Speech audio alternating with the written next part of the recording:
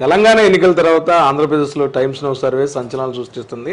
ఖచ్చితంగా జగన్ గారికి ఎక్కువ సీట్లు వస్తాయని కూడాను టైమ్స్ నౌ సర్వే చెప్పడం జరిగింది. ఎంపీ స్థానాల్లో అత్యధికంగా వైసీపీ గెలుచుకుంటుందని చెప్పి కూడాను టైమ్స్ నౌ సర్వే చెప్పిన నేపథ్యంలో ఈ అంశం మీద మనతో మాట్లాడతాకి సీనియర్ జర్నలిస్టు, రచయిత, ఎడిటర్ మరియు press academy chairman Kommineni Srinivas గారు ఉన్నారు. సార్ నమస్తే.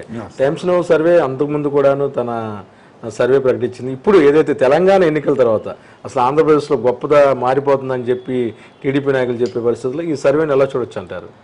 ఖచ్చితంగా ఇది మంచి కీలకమైన టైంలో వచ్చిన సర్వే అనుకోవాలి. వాళ్ళు కేవలం ఆంధ్రప్రదేశ్ చేయలే, మొత్తం దేశం అంతా చేశారు. అనేక రాష్ట్రాల్లో ఉన్న పరిస్థితుల మీద చేశారు. సో దేశవ్యాప్తంగా ఎన్డీఏ వస్తుందని మళ్ళీ ఒకసారి తేల్చారు. ఆంధ్రప్రదేశ్కి వచ్చేసరికి అసలు యాజ్ సింపుల్ అసలు వైఎస్ఆర్ కాంగ్రెస్ మొత్తం స్వీప్ చేసేస్తుందని చెప్పేశారు. దాంట్లో కీలకమైన పాయింట్ ఏంటంటే చంద్రబాబు గారు అరెస్ట్ అయిన తర్వాత ఆ పార్టీ బాగా వీక్ అయింది, దానికి ఒక ఇది లేకుండా పోయింది, దెబ్బతింది. అట్లాగే లోకేష్ నాయకత్వం మీద ఆ పార్టీలో నమ్మకం పోయిందని కూడా వ్యాఖ్యానించింది.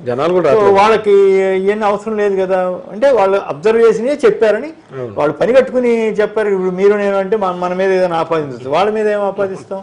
సో వాళ్ళకి అసలు ఎవరేంటో కూడా తెలియాల్సిన అవసరం లేదు. సో వాళ్ళు అట్లా చెప్పారు. దీన్ని బట్టి అర్థమవుతుంది ఏంటంటే జగన్ గారు ఇప్పుడు ఉదాహరణకి వాళ్ళ పలాస్ వెళ్ళారు, ఎట్లా రెస్పాన్స్ వచ్చింది? అదిరిపోయే రెస్పాన్స్ వచ్చింది.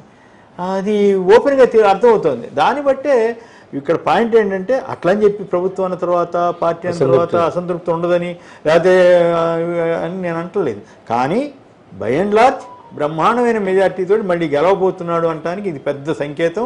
ఆయన వై నాట్ 175 అన్నట్లుగానే 25 లోక్సభ సీట్లు వచ్చినాయంటే దాని అర్థం ఏంటి? దాదాపు 60-70% అలాగే చూపిస్తుంది సార్ గ్రాఫ్. పైగా ఈ మధ్యకాలంలో వచ్చిన సర్వేలు మెజారిటీ సర్వేలన్నీ 60-70% ప్రజలు జగన్ గారికి అనుకూలంగా. ఇక్కడ నేను కూడా జిల్లాల్లో తిరుగుతుంటా కదా, జగన్ గారి మీద బై అండ్ లార్జ్ ఓవరాల్ గా పాజిటివ్ అట్మాస్ఫియర్ ఉంది. ఎక్కడన్నా అక్కడక్కడ ఎమ్మెల్యేల మీద కొంత నెగిటివ్ చెప్తుంటారు. సో అంటే ఈసారి ఎన్నికలు నేను అనుకోవటం జగన్ గారి పెర్ఫార్మెన్స్, విధానాల మీద, ఆయన అమలు చేసినటువంటి స్కీములు, వీటన్నిటి మీదే ఎలక్షన్ జరగబోతోందేమో అని నాకు అనిపిస్తుంది. అయితే కొన్ని సెక్షన్స్ రకరకాల కారణాలతోటి వ్యతిరేక వ్యాఖ్యలు చేస్తుండవచ్చు, అయినా కూడా అవి అంత ప్రభావం చూపు అనేది నాకు అర్థమవుతోంది. ఖచ్చితంగా ఈ రాష్ట్రానికి జగన్ గారి ప్రభుత్వం ఎంతో అవసరం ఉంది, అది జనం కూడా గుర్తించారని నేను నమ్ముతున్నాను. కనుక ఈ సర్వే మేనిఫెస్టో అమలు 90% ఇంపాక్ట్ అంటారా? 90%. నేను అదే అంటా, నాకు ఆశ్చర్యం వేసింది. పవన్ కళ్యాణ్ గారు ఒక మాట అన్నాడు. ఆయన ఏమన్నాడు? దుష్టపాలన అంటాడు. 99% హామీలు అమలు చేసిన గవర్నమెంట్ ఏమో దుష్టపాలన అంట.